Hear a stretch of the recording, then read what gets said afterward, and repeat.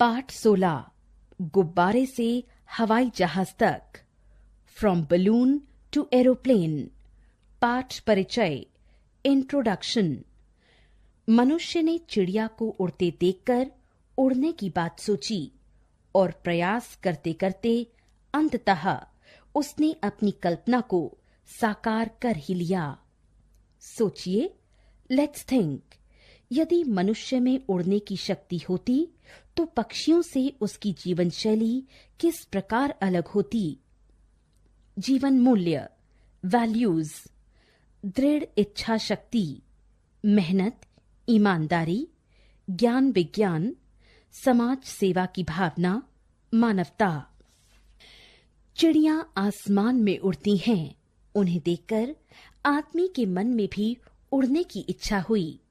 वह उड़ने की तरकीबें सोचने लगा, परंतु पंख न होने और शरीर भारी होने के कारण उससे उड़ा नहीं जाता था। 16वीं शताब्दी में जॉन डी मैन नाम के एक उत्साही आदमी ने 2 बड़े डैने तैयार किए।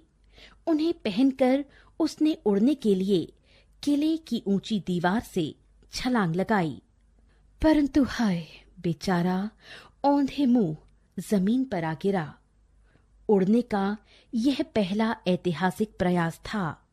इस तरकीब के असफल हो जाने पर लोग दूसरी तरकीबें सोचने लगे, प्रयोग करने लगे, साधन जुटाने लगे और आखिर आज से करीब 200 साल पहले फ्रांस के मोंटगोल्फियर ने एक गुब्बारा बना ही लिया। यह गुब्बारा पतले कपड़े का था। उन्होंने गुब्बारे के नीचे आग जलाकर उसका गर्म धुआं इसमें भरा। गुब्बारे के नीचे एक बैठक बनाकर उन्होंने उसमें एक भेड़, एक मुर्गी और एक बत्तख को बैठा दिया। इसके बाद फ्रांस के राजा रानी के सामने उन्होंने इस गुब्बारे को उड़ाया।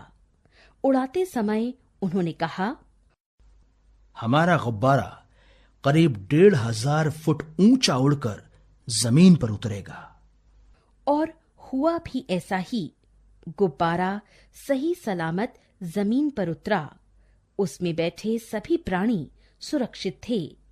इससे लोगों का उत्साह बढ़ा। फ्रांस निवासी गैजियार ने दूसरा गुब्बारा बनाया, जिसमें बैठकर उसने और उसके मित्र लैड्स ने 20 मिनट तक पेरिस की सैर की। यही दोनों मित्र दुनिया के सबसे पहले उड़ाके थे।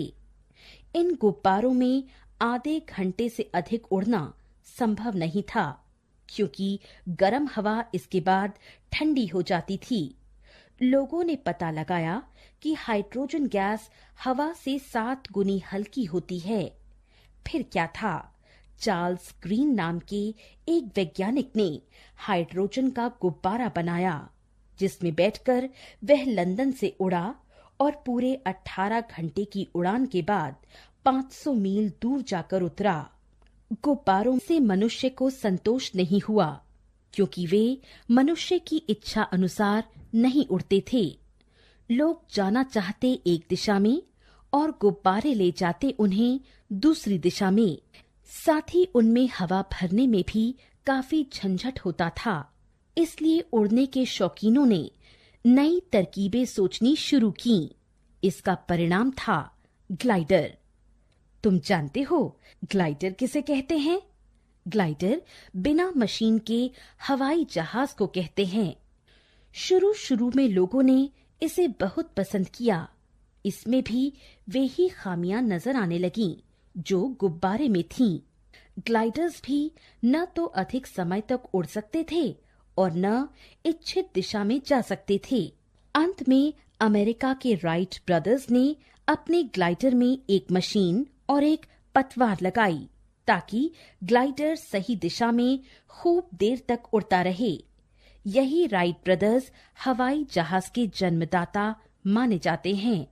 उनका बनाया पहला हवाई जहाज 7 सितंबर 1903 की सुबह उड़ा, जिसे देखकर लोग दंग रह गए। उसके बाद हवाई जहाजों में निरंतर सुधार होते रहे। सन 1927 में कर्नल लिंडबर्ग ने एक ही उड़ान में न्यूयॉर्क से पेरिस तक की यात्रा की। यह संसार की पहली सबसे बड़ी हवाई यात्रा थी। अब तो हवाई जहाज में यात्रा करना एक आम बात हो गई है। आधुनिक जेट विमान वातानुकूलित होते हैं। इनमें एक साथ 200 से भी अधिक यात्री बैठ सकते हैं।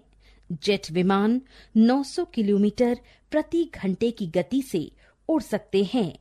रॉकेट में बैठकर आदमी चंद्रमा पर भी हो आया है।